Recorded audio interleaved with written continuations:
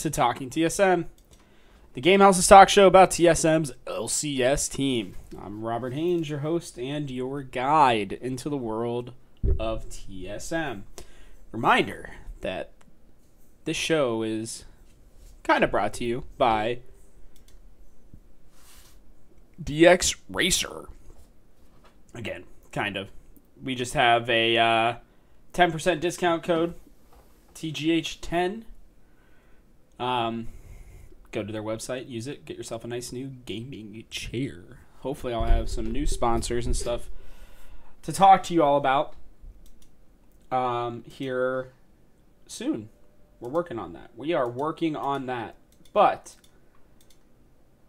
more importantly, I wanted to try something new today.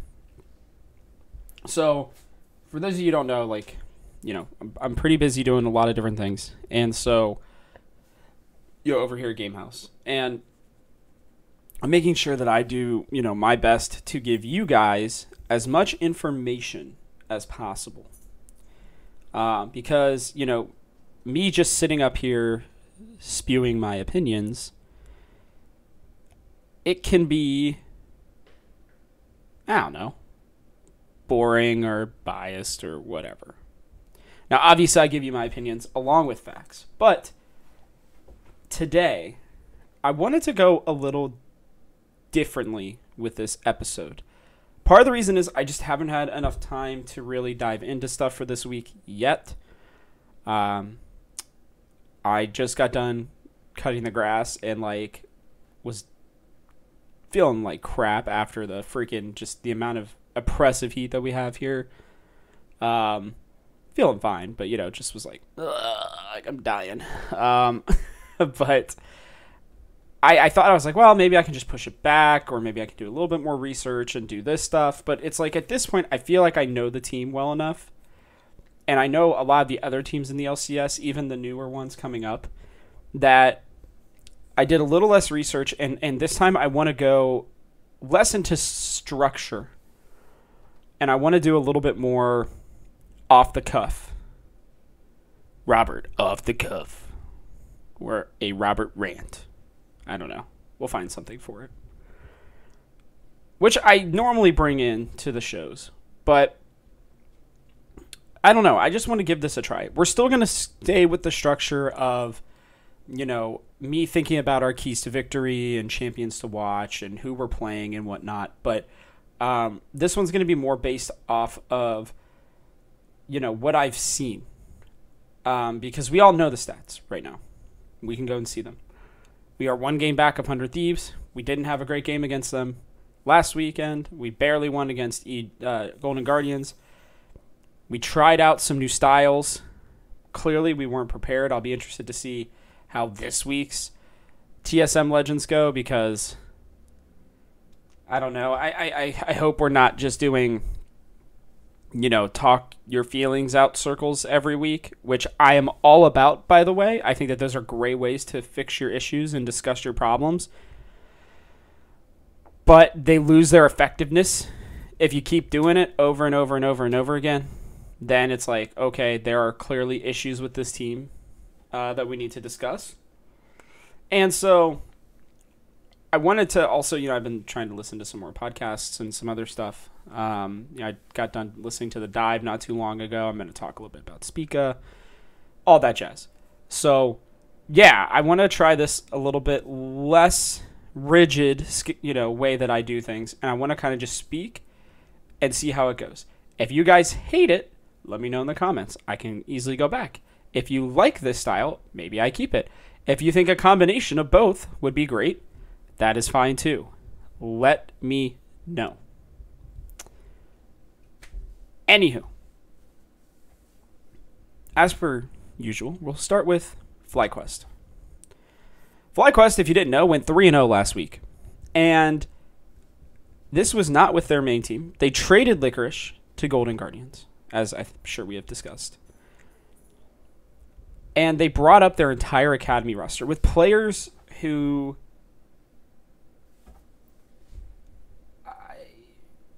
I would say have not been uber successful but have had talent, while also bringing up some younger guns, if you would, if you want to call it that.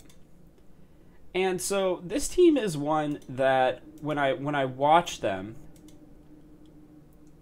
I wonder to myself, what is the plan? And what I mean by that is, you have this nice mix of veterans and younger players. And truly you do up and down the entire roster for this new FlyQuest team. I mean, you've got still Kumo, who looks like they're putting their money on Kumo. You still have Jose Dioto and NXI, both of them that are, I think definitely capable jugglers. You got Palafox, who I thought was FlyQuest's best player up until now. Triple, who's played at Worlds, I believe, with coming over from Oceania. Johnson, who I still think is pretty underrated. Tomo, Dreams, and Diamond. Okay? And I mean, this is such an interesting team. And if you would have kept Licorice, I would have said, they're still pretty interesting. But for us, I obviously they're going to, because we're game 1 of the week, right? And they're coming off a 3-game winning streak. They're obviously going to start Kumo, NXI, Triple, Tomo, and Diamond. Now, the thing is, I'm not that afraid of this team. I think this happens where all these young players come up, they surprise some people. They played some quote-unquote good teams last weekend. I don't know. FlyQuest are kind of running it down right now. Fudge is probably sitting up there in the top lane like, hey, guys, we gonna turn this up sometime soon, or am I going to just sit here by myself? And then, they went on to beat CLG, which, yes, I understand CLG beat us, but they're still not good. We just had a crappy draft, if you ask me. And then they beat Immortals, the team that I have currently second last in my power rankings, which I published yesterday. So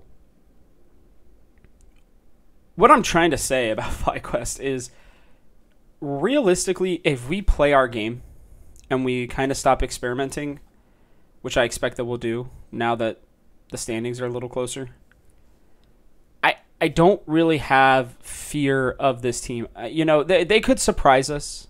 I think Tomo is probably one of their building blocks for the future, which, again, you guys know I do like Johnson, but I know I said this on the podcast. I've really liked Tomo since he came into the league, or since he showed up at Scouting Grounds. I think he's going to be an excellent player for them in the future, but, I still think Lost and Sword Art got them down in the bot lane.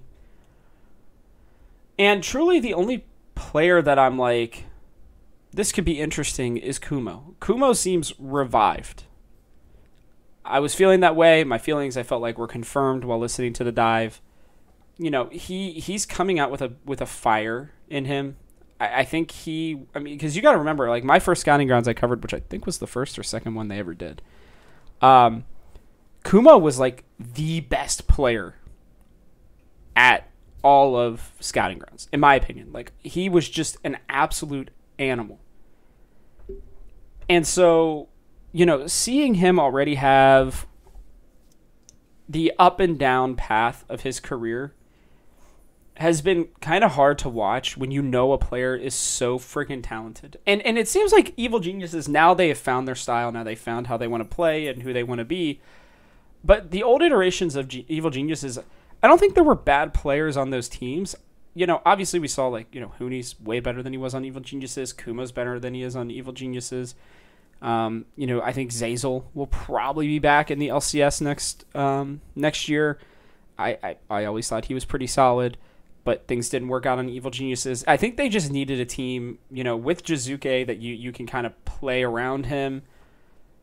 And I think they found that. So, seeing him succeed, I'm personally very happy about. And when I look at this team and I see, okay, where is the one place I would worry at all? It is Kumo, because I think he's going to be aggressive. Now, that being said, I know for a fact that Huni has scrimmed against Kumo. I know that he probably knows some of his tendencies. And obviously Kumo the same way, but Huni is a vet at this point. I wouldn't call him grizzled, but he is definitely a vet at this point.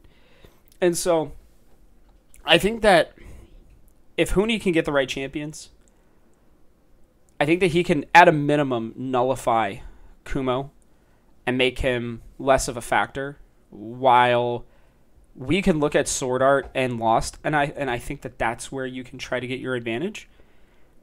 I would love to see the Nautilus, the Leona specifically with them. I think if they are able to be aggressive and get an early lead, then that allows for Spica to really choose his targets, I think, a little bit more. When they're always, getting pushed in, not really able to do much, it makes it so that Spica has to focus mid and top. Which, it's kind of funny. The more I've thought about this, I don't feel like Power of Evil wants anybody in his lane. Like, I know that they were talking about it, in TSM Legends, but the more and more I watch his games, it's like they're such pseudo ganks. Like, they show to give him maybe a relief of pressure or something like that, but it doesn't feel like they're often. They do it, obviously. But I feel like we are kind of telegraphed right now where Spica is ganking top more often than not.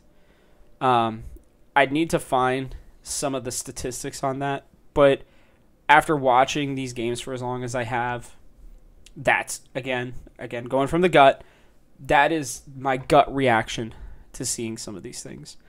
And so I think if we can allow Huni to continue to play some weak side, focus on the bot side in this game, I'm not worried about Power of Evil versus Triple. I understand Triple played pretty well this weekend. Whatever. FlyQuest are still a lower than average team. I don't think any team that they played last week are at the same level as us. I'm not sorry for that, Cloud9 fans. You guys just aren't there right now. You might not be there for the rest of the split. But when I look at this game, it's hard for me to see us losing. I mean, you can literally just throw Huni on Mundo duty and just leave him in the top lane against Kumo. And even if Kumo brings out something that could be problematic for Mundo, I think he just scales so well right now. I know that there's a new patch. I don't remember if Mundo got buffed or nerfed. I'm pretty sure he got nerfed a little bit. But I know things like Hullbreaker got buffed, so we might finally see that split push meta. Regardless, I'm very confident with this FlyQuest game. I think we break their streak.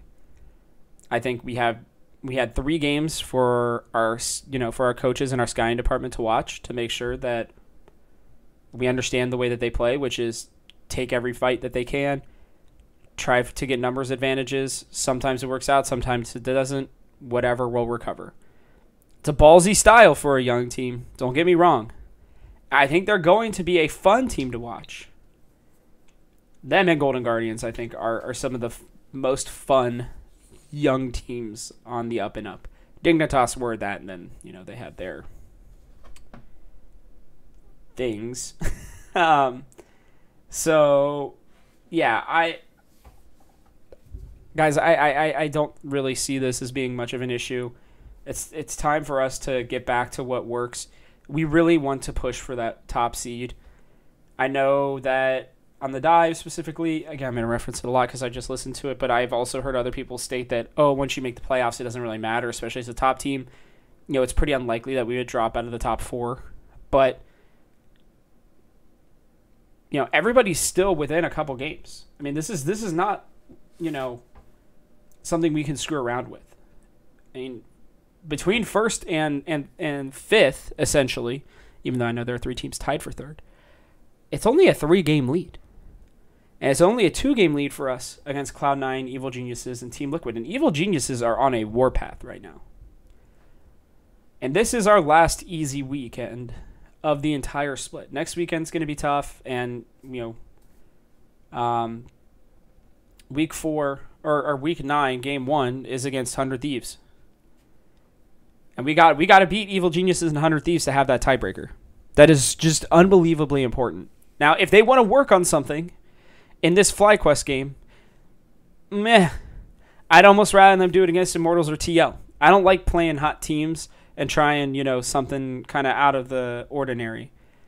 I think you see, Spica go on an early engaging champion. I think, if Xin Zhao's not banned, if Nocturne's not banned, if, I know Nocturne doesn't really get useful till 6, but, Volley Bear. I hope they've been practicing Trundle because I still think Trundle's pretty strong right now.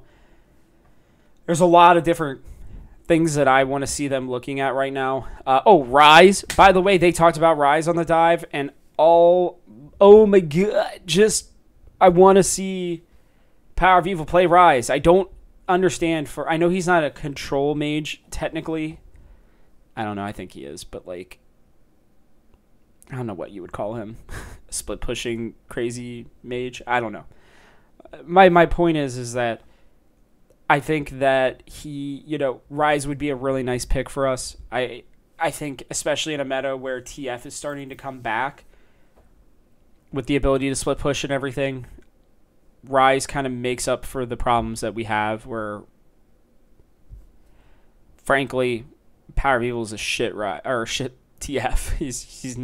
He's better than me. Don't get me wrong. He's way better than me. But he doesn't understand the nuances of the champion. And so I would love to see a Rise. This would not be a bad game to pull one out. Kind of fits both things that he's looking for, and it can really be useful against some of those assassins. Luckily, Akali's getting nerfed, by the way. Thank God. So it's not, I don't think it's a significant nerf, but it's enough of one for me to be like, okay, maybe we don't have to, ban it every single time. So, whatever. Predicting a win for FlyQuest. Moving on. Immortals. Wow, what a weird team. I sit here. I was looking back at their games. I did prep a little bit, guys. I was looking at their games because I was like, what the hell is up with this team? I already broken my swear, stuff for the beginning of the episode, so why not throw in a couple more? But they're just strange, man. They pull out these things because I feel like they feel like they need to. The Ziggs, the Lulu, not things that are bad, but picks that don't really work for them. And then you see this FlyQuest game where you have the Silas, you have the Akali, the Thresh, the Volibear, the Aphelios. That's not a bad squad. They just didn't play well. And this is kind of how I've always felt. If you haven't been following, I do power rankings every week. I've been very good about it. Normally I do LCS and LEC. I haven't had time to do the LEC this year like I would have liked to, but I've been doing the LCS every week, especially the split. And, I'm looking, and I keep saying, they are the gatekeeper, right? They literally beat... Here's their records right now. I have this pulled up. They are 1-3 against 100 Thieves. 1-3 against C9. They are 1-3 against Dignitas, which is strange. 2-2 against Evil Geniuses. 1-3 against TL and 0-4 against TSM. Now, the reason I point that out is because they are also 3-1 against CLG, 3-1 against FlyQuest, and 3-1 against Golden Guardians. You seeing a trend there? They beat all the teams that are bad. Specifically the 3 teams that are below them. And they have been the gatekeepers for a long time. They've had those games where they pop off and they play well, whatever. And they're still pretty likely to make playoffs. I mean, Golden Guardians, because I don't think CLG does it, but Golden Guardians would have to make one unbelievable run, a true miracle run, to make playoffs at this point, even though they are 7-11 in the summer, which, some people's like, oh, it's punishing them, even though they're good now. And it's like, well, maybe you shouldn't have been as terrible as you were at the beginning of the year. Thunk. They got to make spring split useful in some way. So, and it's not like, Golden Guardians are one of the top 2 teams now.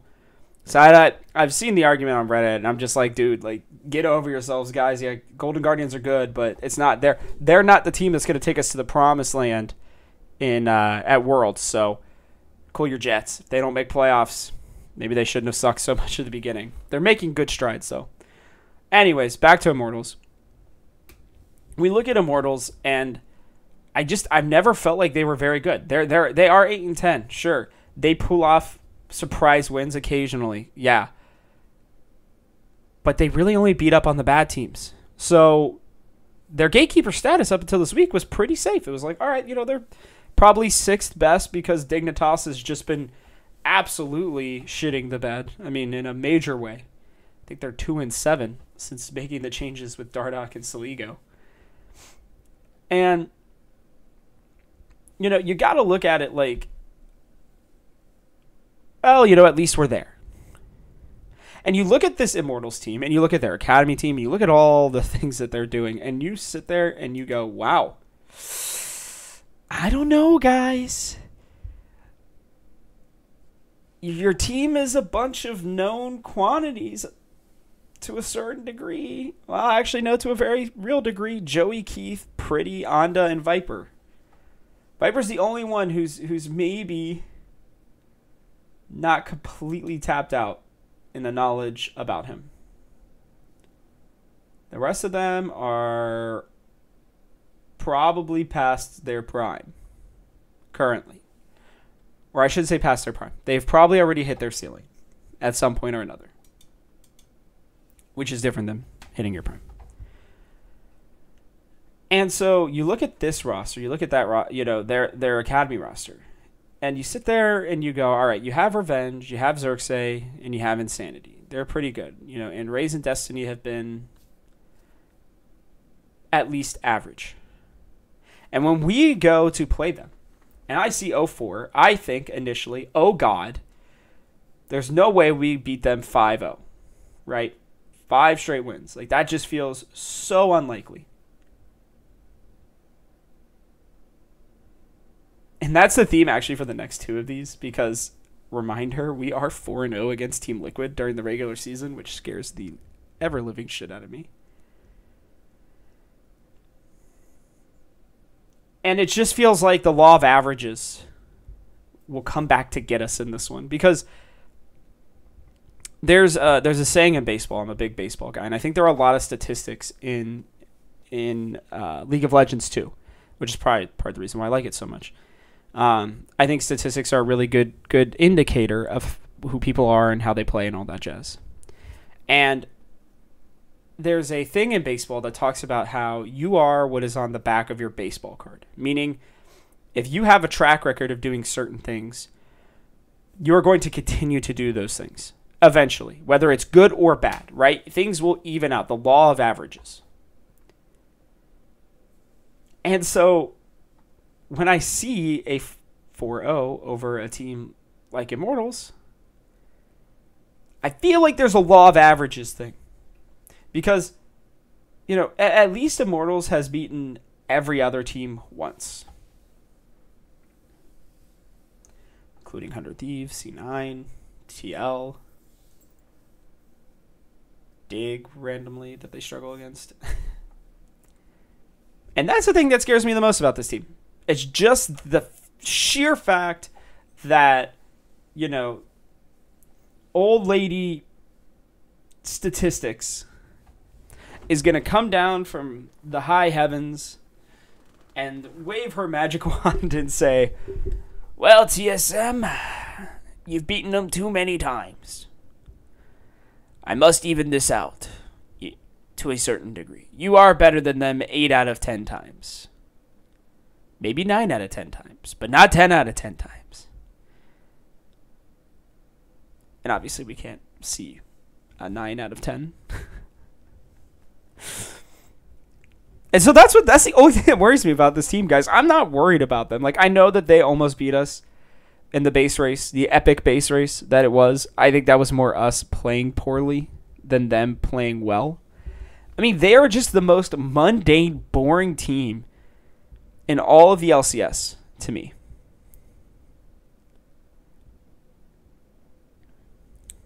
And for that reason, I cannot say that I'm a big fan of theirs. And for that reason, I cannot say that Immortals are going to beat us. I think we trump them at every position. I do like Insanity and Revenge's ability to instigate. I think Destiny has played pretty well. But, and Xerxes had his games, don't get me wrong, but Xerxes has proven that he gets really good at one champion and only plays it, and then when you ban it, he kind of struggles. Rumble was that champion when they were playing well.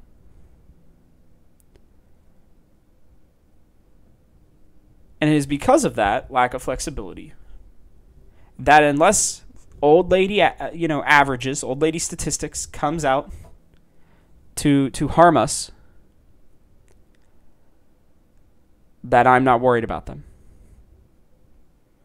Unless we play a melee only comp. Unless if PoE's been really working on that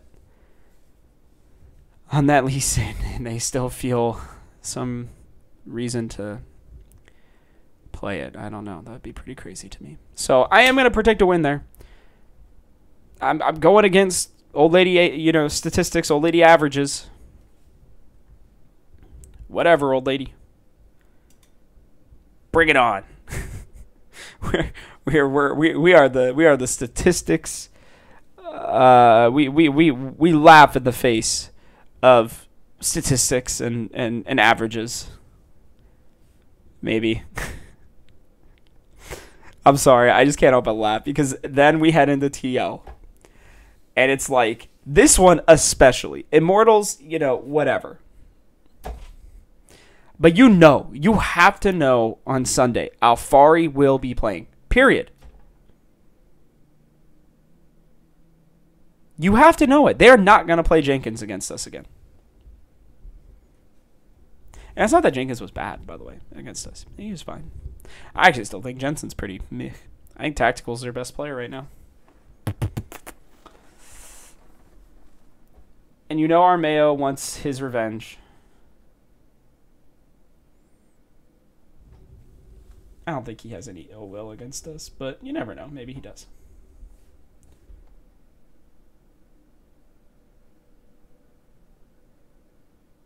Anywho.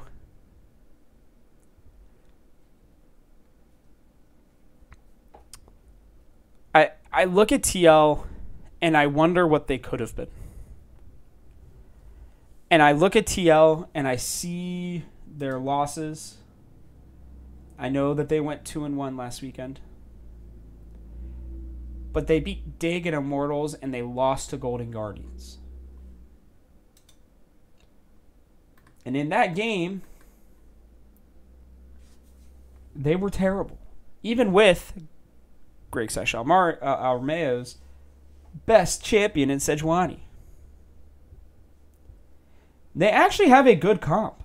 Truly, they do. I mean, they run the Sejuani with the Viego mid, the Mundo top, and the Thresh, which I believe still counts as a melee champion for her passive. You get, a late game Aphelios that Tactical has been, again, playing really well with. And in your mind, you're like, hey, this looks good. But God, they are just so slow. They are behind everything and everybody in terms of their reactions right now. And it almost feels like, to a certain degree, that they've given up. Like, I know they're not. They're playing hard still to the naked eye. And again, yes, I do get it. They went 2-1. Whatever. This is not the TL. And it's not just Santorin not being there or Jat not being there that's doing this. But this is a TL that when I look at TSM, I see us as being able to focus on their inability to react at proper times. And what I mean by that is they try to gank bot lane. Alfari doesn't pull back in time. We get a top lane gank and push in a tower plus, Rift. They gank top lane, mid, dragon, or bot. And it just feels like they don't do anything to stop you. And I know that TSM, especially if by some accident they lose both games, to start the weekend. If they do that, TSM's gonna come out like their head's on fire. Because this team wants to succeed. They want to be very good. They want to go to Worlds and find success. They want to win a championship. They care about each other, and the power of friendship is strong, but man, oh man, they also like winning. They hate losing. I don't know that I've ever seen a team hate losing as much as we do. Like, sure, they say all the things of like, oh yeah, like whatever, we'll get over it. We'll go on to the next game. But like, dude, Spica hates losing. Hooney blames. He beats himself up like crazy over bad games. Power of Evil, you can just tell, just shuts himself off. Lost is, I think, whatever about it. I think it's kind of just who his personality is. He's a pretty chill guy. If you put him out there with a surfboard and he starts saying cowabunga, dude, I would not be surprised. And then you have Sword Art. I mean, he said it. He cares about his teammates succeeding. And Bjerg, while all the talk is, oh yeah, guys, it's okay, we'll figure it out. When you see him and Curry just chilling back when they're not playing well, I mean, they are sometimes disgusted with the way we play games, understandably. And so when I look at this TL game, one of the things that I want us to do is I want us to come out with a fire. Regardless of if we go 2-0, 1-1, or 0-2. Don't care. Because this is the start of a stretch of theoretically the hardest 5 games that we have this season. TL, Evil Geniuses, Golden Guardians, can't believe I'm saying that, Cloud9, and then 100 Thieves. Those are our next 5 games. And then we get a little bit of a break, probably a pretty nice break actually, with CLG and Dignitas. So we have these first 2 games, which, hopefully should be pretty easy. But then this is the crunch time. And I'm telling you right now, because TL has a pretty tough back-to-back weekend.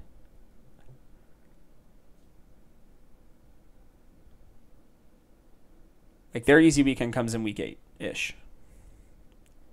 But they got 100 Thieves and then us. The top 2 teams in the LCS. And you know that they are going to want this. But I think if 100 Thieves embarrasses them, which I think they will, now I think it's incumbent upon us to go out there and drive the last stake, the last nail into the TL coffin. And say, hey guys, you're not top 2 anymore. You're not even top 3. Hell, I don't know if you're top 4 or 5. But you're surely not going to get us during this regular season. And most likely we won't see you guys for playoffs. So, good luck.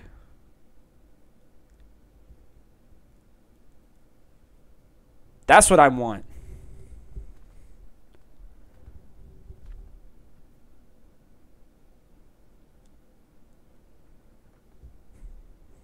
I think this team can go 3-0 this weekend without blinking an eye. I think 100 Thieves will probably go 3-0. But I think Cloud9 have some trap games. I think TL do. And I think Evil Geniuses definitely do. They got Golden Guardians, FlyQuest, and then Dignitas back to back to back. before they head into an all-important stretch in Week 9 where they will have C9, TL, and 100 Thieves. And don't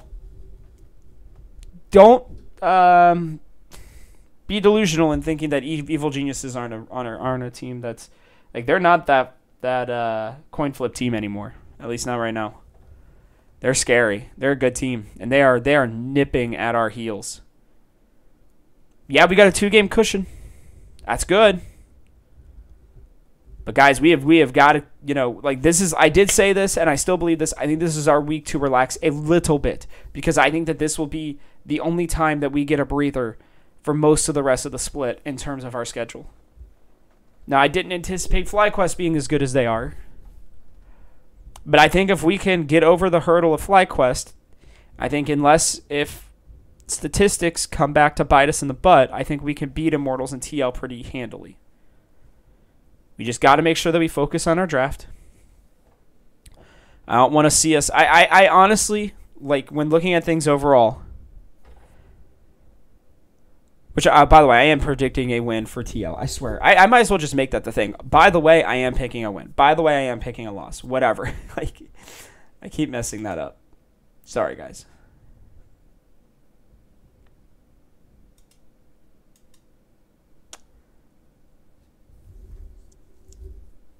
We're a good team. We are a team that is constantly overlooked. And we are a team that when playing the way that we want to play League of Legends, we can beat anybody in the LCS. Even if the 100 Thieves game may have said differently.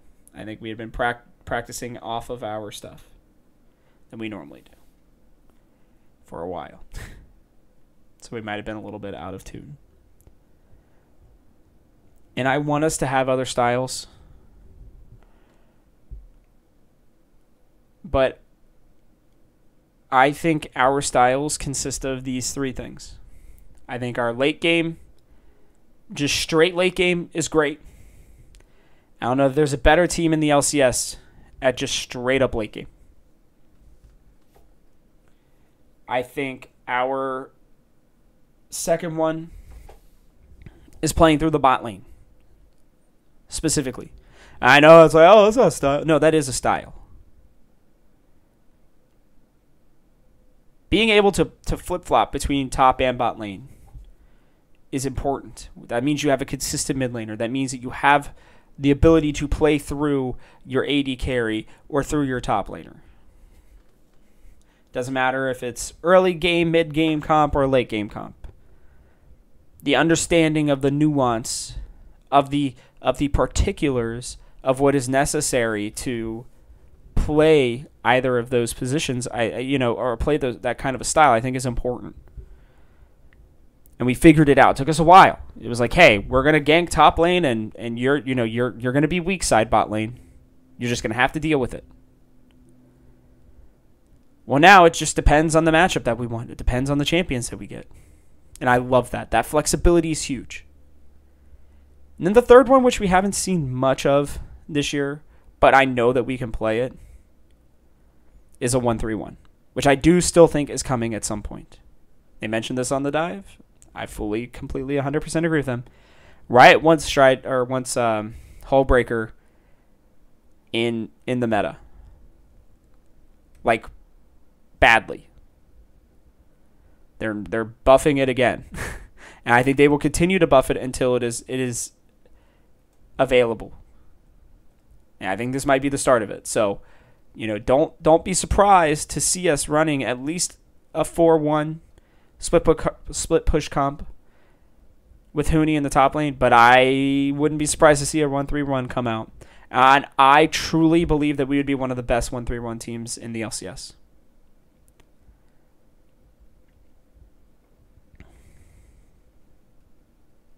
Galio. I didn't have a good way to work it in this week, guys. That's the first gratuitous Galio I've given yet on this show. Okay? It's the first one. But damn it all, I am not going to break the streak.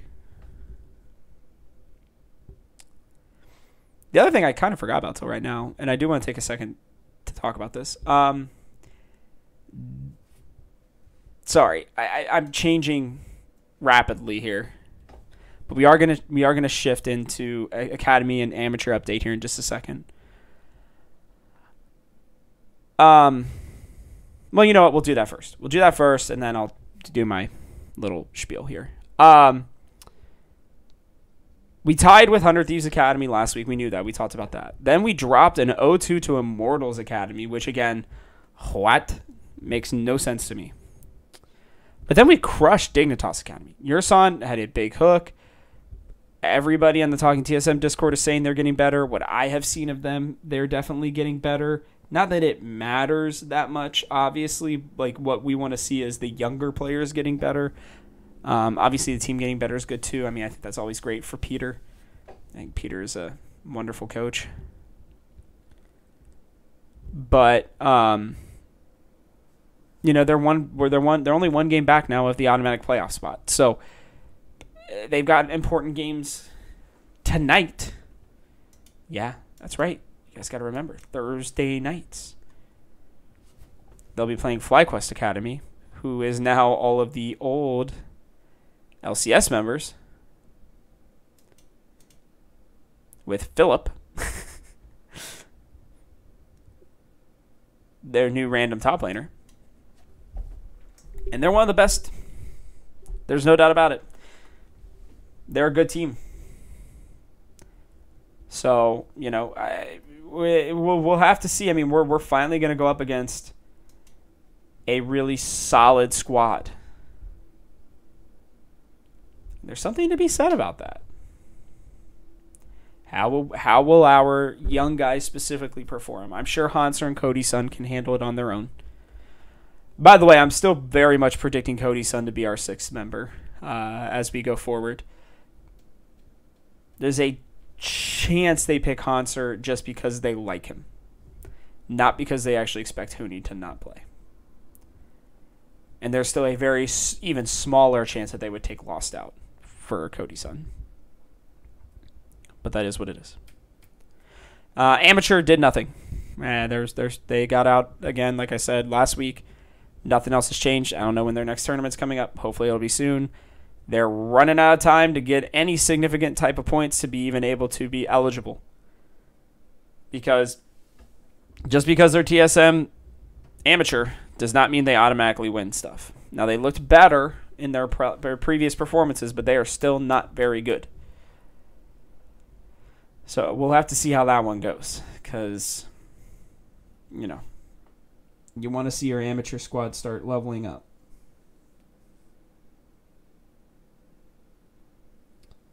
Now to my last point real quickly.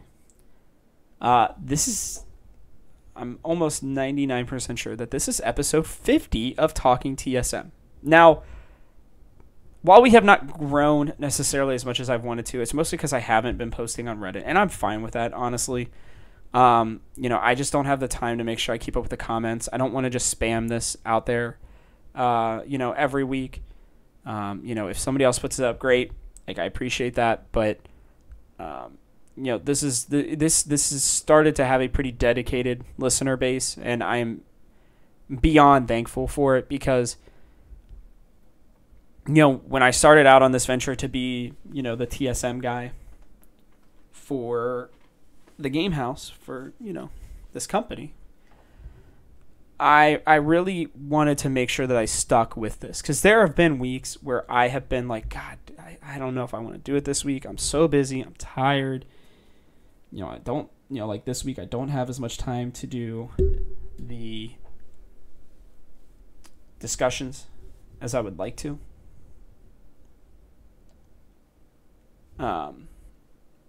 Which is, it's kind of funny because, you know, I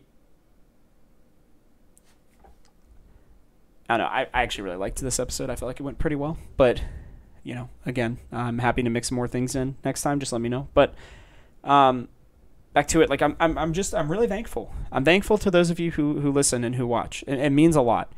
I feel like for the first time I have a community to call my own.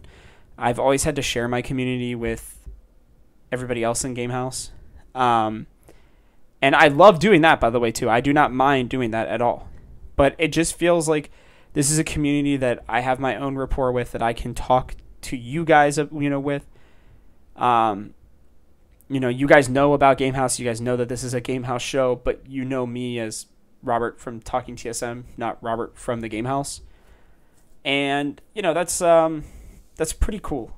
And so I really want to thank you guys for being on this journey with me so far. I'm really enjoying it. And I plan on continuing it as long as you all continue to enjoy it. As long as you all continue to like this show, I will continue to make them. I do promise that I will work on improving the show in other ways at some point. One of the things I want to announce is that more than likely during this off season, I will be out of town, actually coming up here relatively soon. So there's a good chance that I will be needing guest hosts for Talking TSM. Surprise, surprise. And to reward you all for being a part of this and for being so awesome, I'm going to give the show to you for a time period if you want it. If not, then I'll just pre-record some stuff and try to hope that I'm right about it. But yeah, I mean, I'm going to be traveling a little bit. I will be out of town at the beginning of August. I will be out of town for the LCS finals, which I think I said on the last episode, but I'll say it again. If any of you are going to be at the LCS finals, please reach out. I would love to at least come and say hi. Whether it's at the venue or somewhere else. So, yeah, I'm really excited to be there, to be back at live events.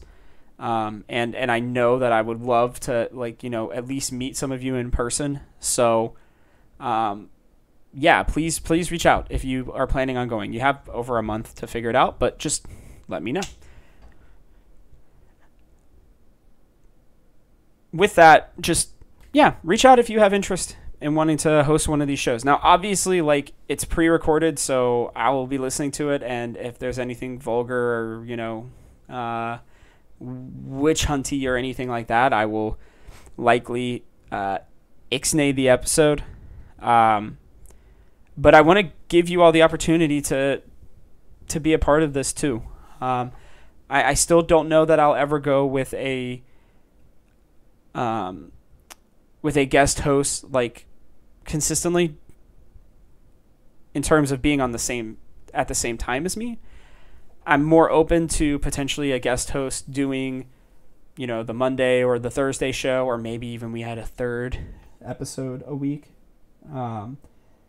There's a lot of things that have been rattling in my mind that I've been trying to think about. And once I have some time to actually sit down and figure it out, probably this off season, God willing, it'll be at the end of November, early December, when we've hopefully at least made a good run at Worlds. I would love to have you all on here and hear your thoughts. See what people think. Hopefully you're not good enough to take my job. Hopefully you're just good enough to be at least as good as me.